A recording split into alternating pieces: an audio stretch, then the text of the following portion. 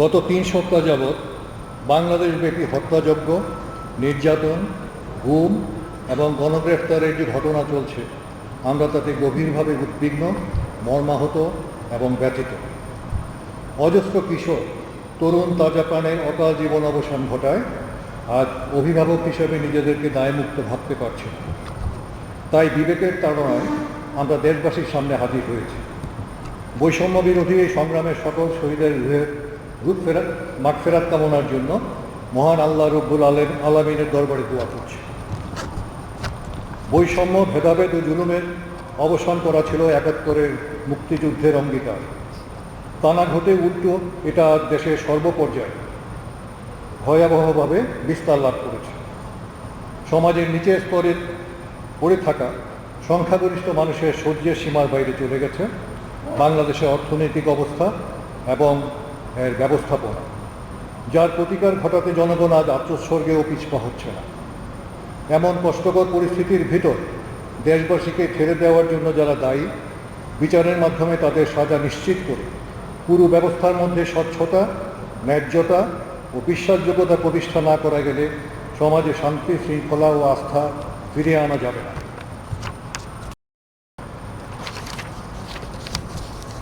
দেশের নীতি নির্ধারকরা যদি বিবেক, বুদ্ধি ও হৃদয়হীন হয়ে না পড়তেন, তাহলে গত কয়েক সপ্তাহে বাংলাদেশের ইতিহাসের সবচেয়ে বড়, করুণ ও মর্মান্তিক এই হত্যাকাণ্ড সমূহের ঘটনাগুলো ঘটত না। এ সকল হামলা, আক্রমণ ও পাল্টা প্রতিরোধে অঙ্গহানি ঘটেছে অগণিত মানুষের। অন্ধ হয়েছেন বহু সংখ্যক কিশোর ও তরুণ। অসহায় নাগরিকরা প্রয়োজনীয় এবং জরুরি চিকিৎসাও পাচ্ছেন না। তার উপর চলছে ব্লক রেড, সন্ত্রাসীদের মাধ্যমে বাড়িঘর ম্যাচ চিনিয়ে ধরে নিয়ে যাওয়ার মতো ভয়ঙ্কর সব ঘটনা।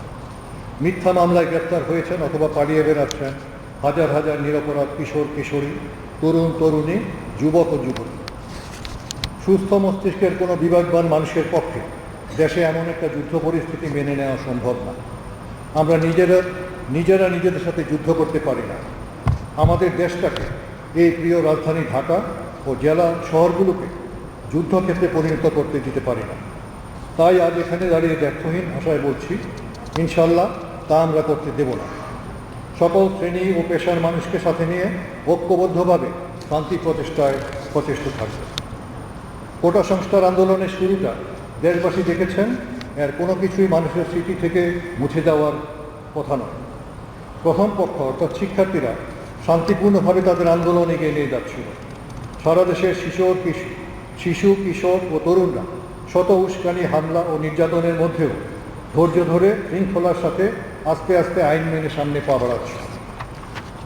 বিপরীতে দ্বিতীয় পক্ষ যে উপর্যুপরি উস্কানি দিল, গুন্ডা পান্ডা দিয়ে সন্ত্রাস চালালো এবং পুলিশ, র্যাব, আনসার ও বিজিবি নামিয়ে আকাশে হেলিকপ্টার উড়িয়ে নির্বিচারে গুলি করে অগণিত কিশোর, শিশু ও তরুণের তাজা প্রাণ হরণ করলো, তা দেশবাসী কি এত সহজে এত অল্প সময়ের মধ্যে ভুলে যাবে? আক্রমণকারীরা গণ অভ্যুত্থানের প্রতিরোধের মধ্যে পিছপা হতে বাধ্য হলে পরবর্তী পর্যায়ে ব্যবহার করা হলো বাংলাদেশের সশস্ত্র বাহিনীকে। তাদেরকে ঢাল হিসাবে ব্যবহার করে কখনো সম্মুখভাগে, কখনো পিছনে ও পাশে দাঁড় করিয়ে অন্যান্য বাহিনীগুলো এই গণ আন্দোলনের উপর তাদের জুলুম, অত্যাচার ও নির্যাতন অব্যাহতভাবে চালিয়ে যাচ্ছে। কোনোভাবে এমন পরিস্থিতির দায় দেশপ্রেমিক সশস্ত্র বাহিনীর নেওয়া উচিত নয়। বাংলাদেশের সশস্ত্র বাহিনী অতীতে কখনো দেশবাসী বা জনসাধারণের মুখোমুখি দাঁড়ায় না, তাদের বুকে বন্দুক তাক করে। একটি রাজনৈতিক সংকটকে সামরিকীকরণের যে উদ্যোগ নেওয়া হয়েছে, আমরা সশস্ত্র বাহিনীর অবসরপ্রাপ্ত কর্মকর্তারা এর তীব্র বিরোধিতা করছি। পার্শ্ববর্তী দেশ মিয়ানমার সামরিক সরকারের এমন অপরিণামদর্শী সিদ্ধান্ত সম্পদশালী সেই দেশটিকে আজ ধ্বংসের মুখে দাঁড় করিয়ে দিয়েছে। এই শাসকদের গণহত্যার দায় নিয়ে এখন আন্তর্জাতিক আদালতের কাঠগড়ায় দাঁড়াতে হচ্ছে।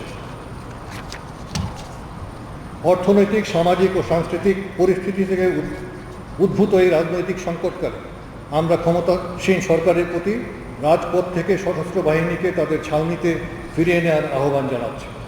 আমাদের সীমান্ত এই মুহূর্তে অরক্ষিত। ছাত্রদের যৌক্তিক আন্দোলন দমনের জন্য সীমান্ত হতে উল্লেখযোগ্য সংখ্যক বিজিবি সদস্যদের প্রত্যাহার করা হয়েছে। এ থেকে উত্তরণের জন্য সশস্ত্র বাহিনীকে অবিলম্বে সেনা ছাউনিতে ফিরিয়ে নিয়ে যে কোনো আপৎকালীন সংকট মোকাবেলার জন্য প্রস্তুত রাখা প্রয়োজন। অনুরোধ করে বলছি, এ সংকট আলোচনার মাধ্যমে সমাধানের উদ্যোগ গ্রহণ করুন। দেশপ্রেমিক সশস্ত্র বাহিনীকে ছাত্র জনতার মুখোমুখি দাঁড় করাবেন না। এমন পরিস্থিতির সংঘটিত সকল হত্যাকাণ্ড, জখম, গুলি, হামলা, ভাঙচুর, সন্ত্রাসের ঘটনার স্বচ্ছ ও গ্রহণযোগ্য তদন্ত হতে হবে জাতিসংঘের নেতৃত্বে এবং তাদের অধীনে। আমরা সকলে বাংলাদেশের মানুষকে সম্মান ও শ্রদ্ধা করি এবং ভালোবাসি। সশস্ত্র বাহিনীতে কর্মরত সকল সদস্য সার্বভৌমত্ব রক্ষার শপথ ও সর্বোচ্চ আত্মত্যাগের প্রস্তুতি নিয়ে এই পেশায় নিয়োজিত আছে। আজ দেশের এই ক্রান্তি লগ্নে আমাদের সকল সহকর্মীকে বিনীতভাবে অনুরোধ করব, সৈনিকের পেশার সর্বোচ্চ মর্যাদা, মানবিকতা ও নৈতিক মানদণ্ড বজায় রেখে দায়িত্ব পালন করবে।